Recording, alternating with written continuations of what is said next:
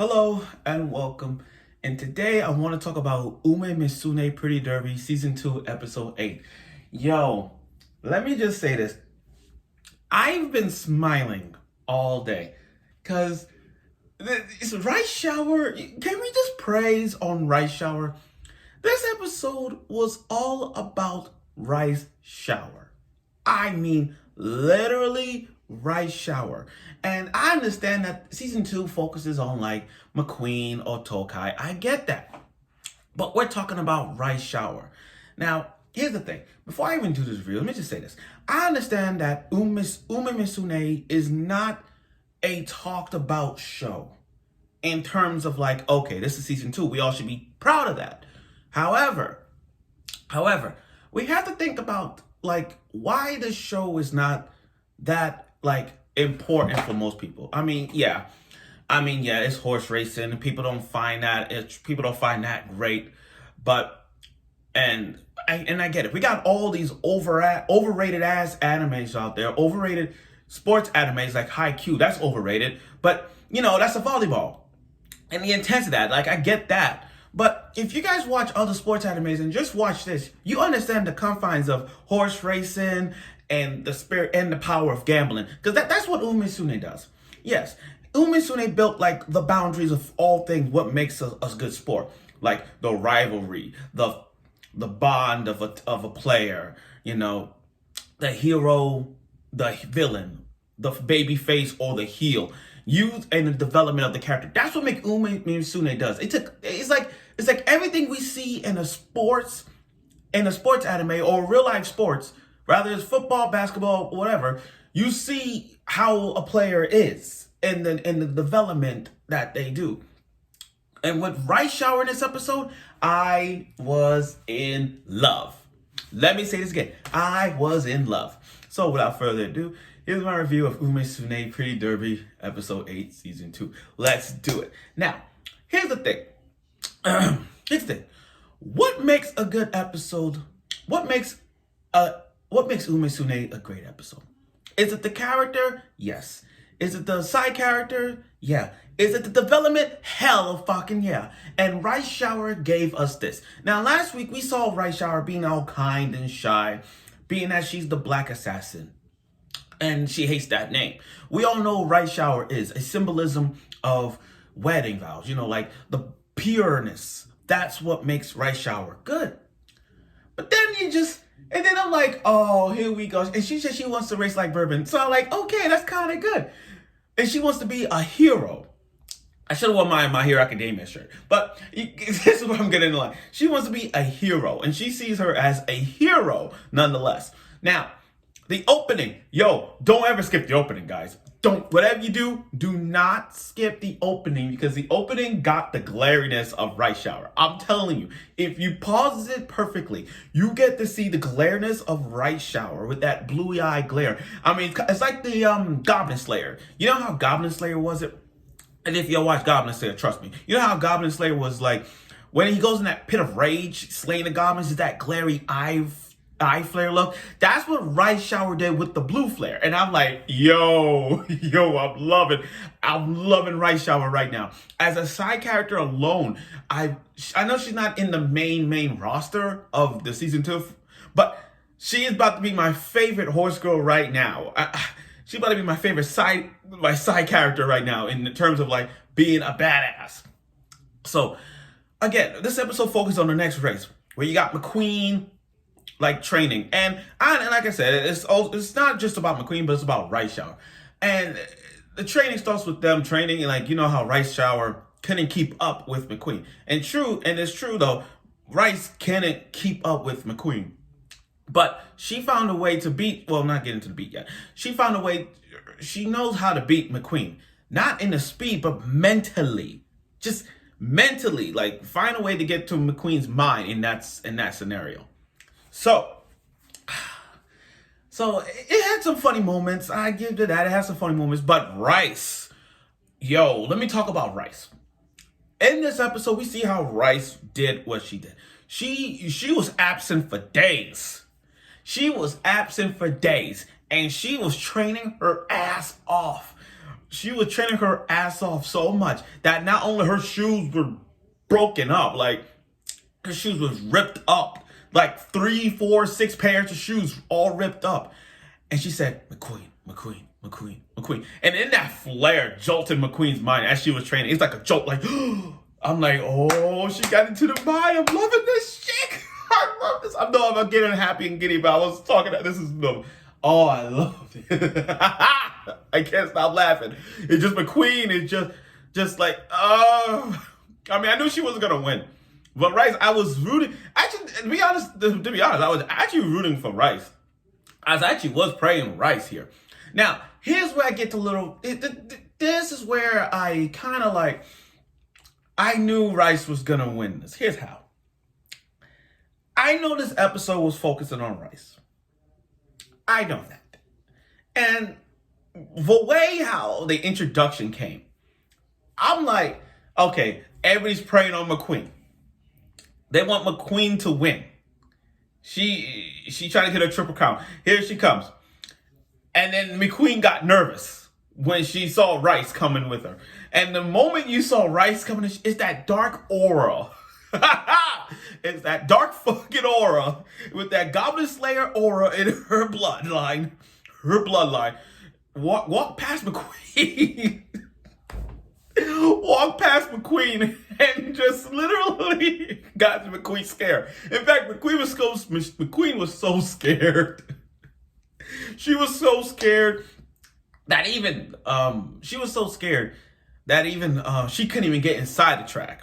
Let me just say, she got inside the gate. Now, hold on, a little teary. Now, funny moments they had in this episode was like the haircut scene. Like, every time they get a haircut, it's that haircut scene where they have that always make a mistake. And they were close. So they were close. And that girl with the helmet, she reminds me of that girl from Bakuyan, that girl with the motorcycles anime. She reminds me of her. And those two little horse girls that sits in the gate waiting to entrance to them and chill out with these other two guys trying to be the first people to get inside the track. I'm like them too.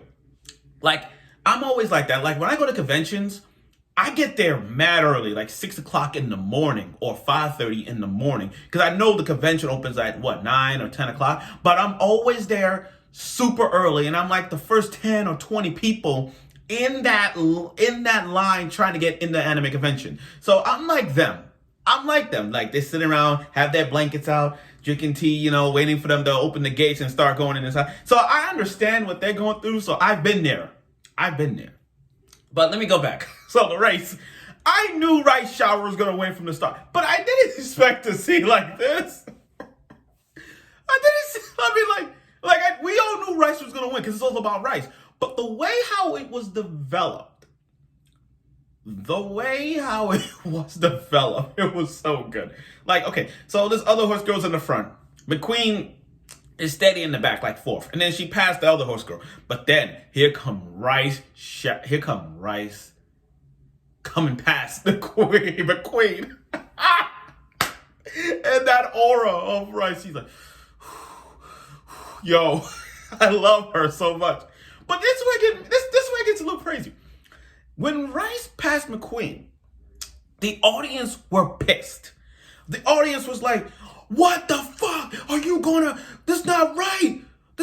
You gotta let McQueen in. No. Are you gonna tarnish McQueen's McQueen's career just like what you did to Berman's career? You freaking horse girl. And then I'm like, screw you people. This teach you about gambling. This is what happens when people in the Umamusume franchise don't gamble. When they gamble the protagonist, but not the side character. So I'm like, this y'all fault. Y'all should have bet on Rice. This is what happens. I bet people who bet on McQueen, I bet everybody who bet on McQueen that entire episode lost. That's my point. Everybody who betted on McQueen lost.